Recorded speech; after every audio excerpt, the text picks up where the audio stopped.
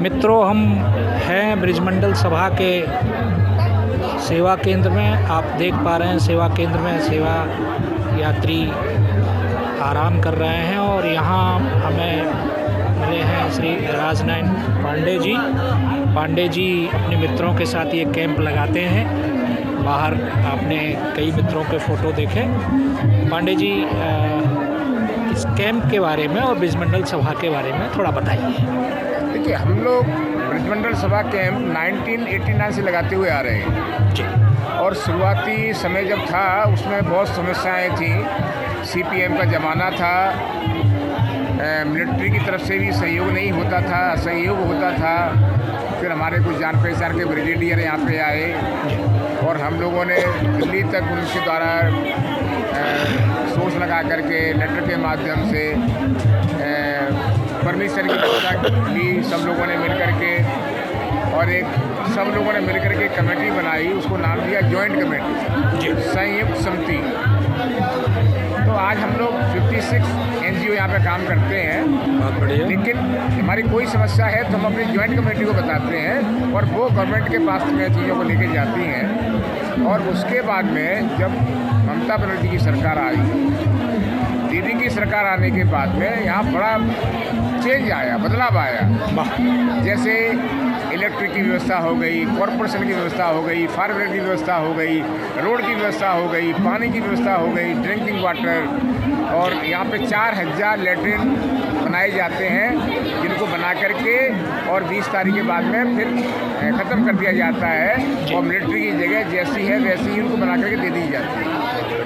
अभी एक हॉस्पिटल बनाते हैं हम लोग यहाँ पे टेम्पोररी, जहाँ 2 एम्बुलेंस रहती हैं, फायर ब्रिगेड 2 गाड़ियाँ रहती हैं। तो अब किसी भी तरह की कोई समस्या नहीं है। हॉस्पिटल के साथ में या जो केएमसी का ऑफिस है उनके साथ में कॉन्टैक्ट रहता है। हम लोग वहाँ खबर देते हैं कोई सीरियस पेशेंट है तो कॉरपोरेशन के लोग वहाँ जाके भर्ती कराते हैं, चाहे पीजी में कराएं, सोमनाथ में कराएं, आरजीकर में कराएं या दूसरे हॉस्पिटल में वहाँ कराते हैं। अब मैं आता हूँ अपने ब्रिजमंडल सभा के काम। मैं यही पूछने जा रहा था। तो थोड़ा बैक बता दिया। ब्रिजमंडल सभा हम लोगों ने स्टार्ट किया 1989 में और हम लोग सवेरे में 5 बजे शुरुआत करते हैं। चाय, पकौड़ी, बिस्कुट और देसी घी का सूजी का हलवा। बहुत बढ़िया। ये हमारा चलता है 8:30-9 बजे तक। उसके बाद में 1 घंटे के बाद फिर हम लोग खाना लगा लेते हैं। खाने में चावल है, दाल है, सब्जी है। सब्जी में मिक्स वेज होता है हमारा, कभी मटर, गोभी, टमाटर, कभी बैंगन और ये सब चीज़ें मिला करके, और पूड़ी। ये चलेगा हमारा 3 बजे तक। और 3 बजे के बाद में फिर 1 घंटे का विराम और 4 बजे से लेकर 6 बजे तक चाय, बिस्कुट, नाश्ता, कभी ब्रेड पकौड़ा, कभी कोई आइटम, कभी कुछ। और 6 बजे से लेकर रात के 11 बजे तक फिर खाना चलेगा। ठीक। और इस बीच में हमारे कुछ फल फ्रूट होते हैं और हमारे कुछ दानदाता आ जाते हैं तो कंबल वितरण करना है और जो सेवाएं हैं वो हम लोग करते रहते हैं। और पहले से बहुत अच्छा है और चेष्टा कर रहे हैं कि किसी को तकलीफ नहीं हो।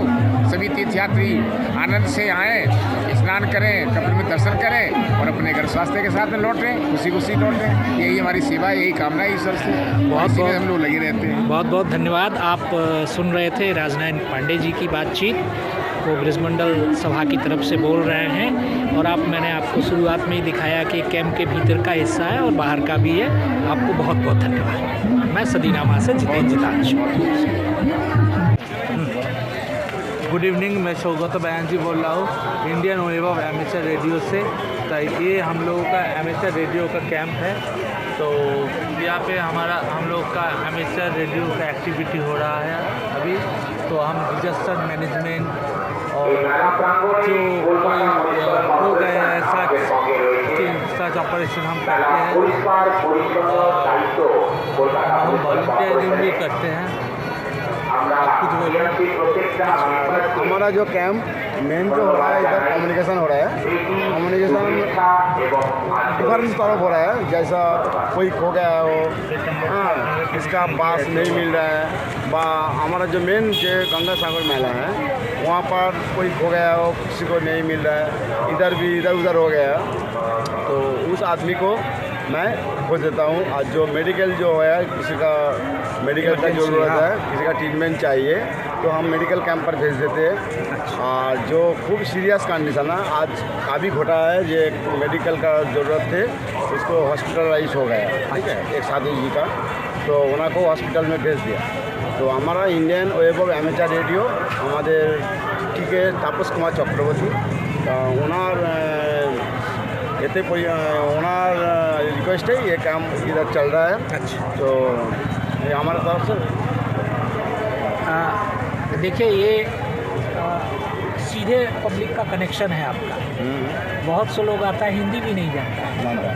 तो कैसे कम्युनिकेट करते हैं?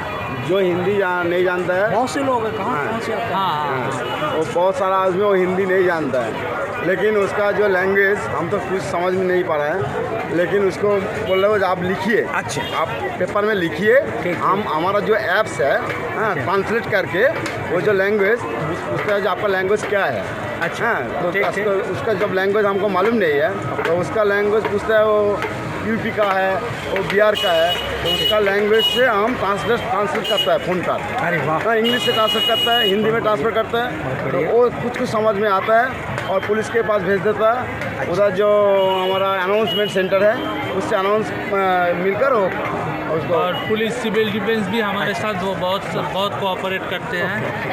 तो धन्यवाद। और हम जो एमेचर रेडियो के साथ जो अटैच है, इसके लिए हम प्राउड फील करते हैं।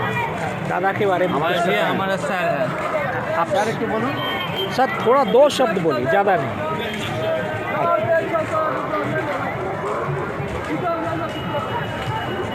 ये आपका एक्सपीरियंस इस साल का कैसा है? एक्सपीरियंस ये साल का तो बहुत बढ़िया साल है, जोग है, तो बहुत सारा यूपी बिहार उड़ीसा से बहुत आदमी यहाँ पर आ रहा है। तो मैं जो दर्शनार्थी है व जो भगवती है उसको पूछता है तो बोला सरकार से बहुत सुंदर व्यवस्था है यहाँ पर बाबू घाट में, गंगा सागर घाट में। हम उसको कोई प्रॉब्लम होगा तो हम वो प्रॉब्लम का सॉल्व करना ही हमारा काम है, ये हमारा मेन काम है। ये भी प्रॉब्लम सॉल्व